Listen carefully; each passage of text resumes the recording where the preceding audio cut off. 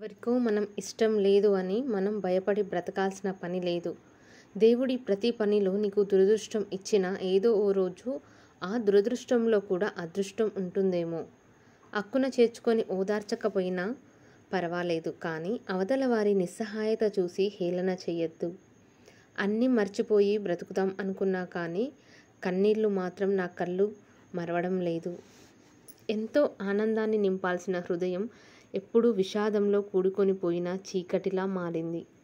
మన ఛాయ ఎప్పుడు మన వెంబడే ఉన్నా చీకటిలో అది కనిపించదు. విషపురుగులు కూడా అంతే. అంతు చిక్కని సమస్యలు ఎన్ని ఉన్నా సరే పరిష్కారం ఖచ్చితంగా ఏదో రోజు దొరుకుతుంది.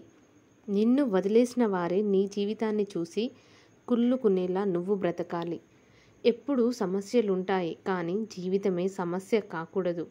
అష్ట ఐశ్వర్యాలు కావాలి అని ఎప్పుడు అనుకోకు. ఆనందం, ఆరోగ్యం మించిన ఐశ్వర్యం ఈ లోకంలో ఎక్కడా దొరకదు.